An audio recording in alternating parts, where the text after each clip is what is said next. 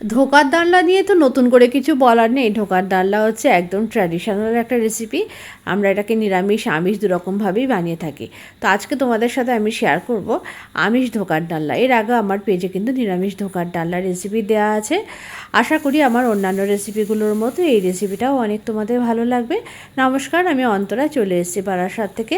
আজকে তোমাদের সাথে শেয়ার করব আমিষ ধোকার ডালনা রেসিপি। আমি জানি তোমরা বানাতে জানো, কিন্তু এমন অনেক নতুন গৃহিণী আছে যারা নতুন নতুন রান্না শিখছে। আমার রেসিপি শুধুমাত্র তাদের জন্যই। আর তোমাদের যদি ভালো লাগে অবশ্যই কিন্তু একটা ছোট্ট করে লাইক করে আর একটু কমেন্ট করে দিও। এই জন্য দেখো আমি বেশ কিছুটা পরিমাণ ছোলার ডাল বেশ 2-3 ঘন্টা ধরে ভিজিয়ে নিয়েছি, বেশ একটু নরম হয়ে গেছে। এরপরে এটাকে মিক্সি জারের মধ্যে দিয়ে এটাকে ভালো করে একটুখানি পেস্ট করে নেবো। ভালো করে পেস্ট করে নিতে হবে। একেবারে যে খুব মিহি পেস্ট করতে হবে এমনটা নয়, মোটামুটি একটা পেস্ট করে নিতে হবে। এরকমভাবে 2 শিফটে আমি এরকম পেস্টটা করে নিয়েছি। এরপরে গ্যাসের উপর আমি একটা কড়া বসিয়ে দিয়েছি। কড়া বসিয়ে দিয়ে তার মধ্যে দিয়ে দিলাম অল্প একটু সর্ষের তেল। তেলটা বেশ ভালো মতো গরম করে নিতে হবে। নেওয়ার পর এর মধ্যে একটু শাহি জিরা ফোড়ন দিয়েছি। শাহি জিরা ফোড়ন দিয়ে আমি এখানে দিয়ে দিয়েছি একটুখানি টমেটো আর আদা লঙ্কার পেস্ট দিয়ে খুব ভালো করে একটু মশলাটাকে নাড়িয়ে চাড়িয়ে নিয়েছি। নেওয়ার পর এর মধ্যে ওই ডাল বাটাটা দিয়ে দেবো। আর ডাল বাটাটা দেওয়ার পর এর মধ্যে একটুখানি ডালের সাথে দিয়ে দিয়েছি একটু হলুদ, একটু লবণ, যেমন দিতে হয় রেগুলার মশলাগুলো সেটা একটু দিয়ে দিয়েছি। আর অল্প একটুখানি দিয়ে দিয়েছি জিরের গুঁড়ো আর অল্প একটুখানি গরম মশলা গুঁড়ো দিয়ে খুব ভালো করে নাড়িয়ে চাড়িয়ে ডালটাকে একটু ভেজে নিতে হবে। মানে ডালটা ভেজে নিতে হবে। ডালটা ভেজে নেওয়ার পর এরপর একটা প্লেটের মধ্যে অল্প একটুখানি সাদা তেল দিয়ে দিয়েছি। সাদা তেল দিয়ে তেলটা ব্রাশ করে নিয়েছি, এর কারণে আমি ডালটা এই তেলেই থালার মধ্যেই ঢালবো আর ধোকাটাকে গড়ে নেওয়ার জন্য। তারপরে এই ডালটা থালার মধ্যে ঢেলে দিয়ে ভালো করে খুন্তি দিয়ে 4-5টা প্রেস করে করে একেবারে স্কোয়ার একটা শেপ দিয়ে নিয়েছি। দেওয়ার পর এটাকে নিজের ইচ্ছা মতো তোমরা যেরকম খুশি পছন্দ মতো তোমরা কেটে নেবে। আমি এখানে একটু বরফির মতো করে কেটেছি, তোমরা চাইলে স্কোয়ার করেও কাটতে পারো, কোনো অসুবিধা নেই। ভালো করে এরকমভাবে সমস্ত বরফিগুলোকে কেটে নিতে হবে। আর খুব বেশি গরম বা ঠান্ডা, গরম থাকতে থাকতে এটাকে তোলার চেষ্টা করবে না। এটাকে একটু করে ঠান্ডা হয়ে গেলে তারপরে তুলবে, তাহলে দেখবে প্রত্যেকটা বরফি অ্যাজ ইট ইজ রয়েছে। তাহলে এইভাবে সমস্ত ধোকাগুলোকে আমি আগে গড়ে নিয়েছি। এরপরে গ্যাসের উপর একটা ফ্রাই প্যান বসিয়ে দিয়েছি। ফ্রাই প্যানের মধ্যে দিয়ে দিয়েছি অল্প করে একটুখানি সর্ষের তেল, মানে সর্ষের তেলে এই ধোকাগুলোকে ভেজে নেবো। তোমরা চাইলে এটাকে ডিপ ফ্রাই করতে পারো, আমি এখানে শ্যালো ফ্রাই করেছি। ডিপ ফ্রাই করলে খেতে আরও বেশি ভালো লাগবে। তারপরে তেল দিয়ে তেলটা ভালো করে গরম হয়ে গেলে একে একে ধোকাগুলোকে বেশ লাল লাল করে উল্টে পাল্টে ভেজে নিতে হবে। ধোকাগুলো ভেজে নেওয়া হয়ে গেলে মানে এই প্রসেসিংটাই একটু মানে এই প্রসেসটাই একটু বেশি লেন্দি।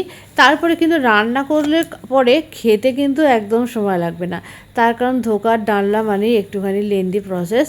তো সুতরাং একটুখানি ধৈর্য ধরে এই রান্নাটা করতে পারলে খেতে কিন্তু খুব ভালো হয়। আর নিরামিষের দিনে কিন্তু এই একটা পদেই বাজিমাত করে নেওয়া যায়। তো যদিও আমি আজকে এটাকে আমিষভাবে বানিয়েছি, তো তোমরা চাইলে এটাকে নিরামিষভাবে বানাতেই পারো। সেক্ষেত্রে শুধু পেঁয়াজটাকে স্কিপ করে দেবে, বাকি যা মশলা আছে সব ইউজ করবে।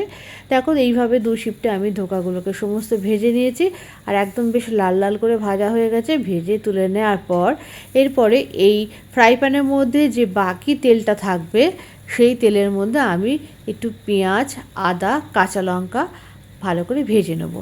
ভালো করে ভেজে নিয়ে বেশ লাল লাল করে ভেজে নেবো। আর এর সাথে কিন্তু আমি একটুখানি টমেটোও দিয়ে দিয়েছি। টমেটো দিয়ে ভালো করে ভেজে নিয়েছি আর এর সাথে দিয়ে দিয়েছি অল্প একটুখানি শাহি জিরা। ঝালটা তোমরা বুঝে দেবে কতটা দেবে। আর রান্নায় আমি কিন্তু কোনো রকম কাশ্মীরি রেড চিলি পাউডার আজকে ব্যবহার করব না, তোমরা চাইলে একটু ইউজ করতে পারো। আর শেষে দিয়ে দিয়েছি অল্প কয়েকটা একটুখানি কাজু বাদাম। কাজু বাদাম দিলে টেস্টটা খুব ভালো আসে, তোমরা চাইলে এখানে চার মগজও ইউজ করতে পারো। দিয়ে সমস্ত মশলাটি একটুখানি ভেজে নিয়েছি। ভেজে নেওয়ার পর এটাকে একটু ঠান্ডা করে মিক্সি জারি দিয়ে একদম সুন্দর করে একটা মিহি ব্লেন্ড করে নিতে হবে। এরপরে আবার একটা কড়া বসিয়ে দিয়েছি। কড়া বসিয়ে দিয়ে তার মধ্যে দিয়ে দিয়েছি অল্প একটু সর্ষের তেল। এবারে তেলটা আর বেশি লাগবে না, খুব সামান্যই লাগবে। এবারে এর মধ্যে দিয়ে দিয়েছি একটু গোটা শুকনো লঙ্কা, একটু তেজপাতা ফোড়ন দিয়ে একটুখানি বেশ ভালো করে ফোড়নটা হয়ে গেলে এই যে মশলার পেস্টটা করে রেখেছিলাম সেই মশলার পেস্টটা আমি এর মধ্যে দিয়ে দিয়েছি। দিয়ে খুব ভালো করে নাড়াচাড়া করে সমস্ত কিছুকে আরেকবার একটুখানি কষিয়ে নিতে হবে। এই ভালোভাবে একটু মশলাটা কষানো হলে কিন্তু সেই রান্নার টেস্ট অনেক বেশি ভালো হয়। মশলা কষানোর ওপরেই কিন্তু রান্না কিন্তু ডিপেন্ড করে। এদিকে গ্যাসের অপর সাইডে আমি একটুখানি গরম জল বসিয়ে দিয়েছি। গরম জল দিয়ে কিন্তু এই রান্নাটা করব। যে কোনো রান্নায় গরম জল ব্যবহার করলে সেই রান্না কিন্তু টেস্ট অনেক বেশি ভালো হয়। আর ঠান্ডা জল দিলে কি সেই রান্নার প্রসেসটা মানে রান্নার যে কুকিং প্রসেসটা কিন্তু সেই সময় থেমে যায়, যার ফলে রান্নাটা কিন্তু টেস্ট অত বেশি ভালো হয় না। তাই সবসময় রান্নায় গরম জল ব্যবহার করলে অনেক বেশি ভালো হয়। দিয়ে দিয়েছি গরম জল, তারপরে দিয়ে দিয়েছি অল্প একটুখানি গরম মশলা গুঁড়ো, আর তারপরে দিয়েছি অল্প একটুখানি কসুরি মেথি হাতে একটু ঘষে। একে একে ধোকাগুলো দিয়ে দিয়েছি। আর মোটামুটি রান্নাটা হয়ে গেছে। নামানোর আগে দিয়ে দিয়েছি অল্প একটুখানি ঘি। ব্যাস, রান্নাটা একেবারে রেডি হয়ে গেছে। একেবারে গরম গরম আমি একটা সার্ভিং বোলের মধ্যে এটাকে সার্ভ করে নিয়েছি। তো কেমন লাগলো আজকে এই ধোকার ডালনার রেসিপিটা অবশ্যই কিন্তু জানিও। এরকম নিত্য নতুন রান্নার আপডেট পেতে অবশ্যই অন্তরা পেজের সাথে যুক্ত থেকো। আর আজকের রেসিপি যদি ভালো লাগে অবশ্যই বাড়িতে ট্রাই করো। আর অবশ্যই কিন্তু ছোট্ট একটা কমেন্ট করে জানিয়ে দিও যে রেসিপিটা তোমাদের কেমন লাগলো। আর আমার YouTube page best test with Antara পেজটিকে কিন্তু অবশ্যই সাবস্ক্রাইব করতে ভুলো না।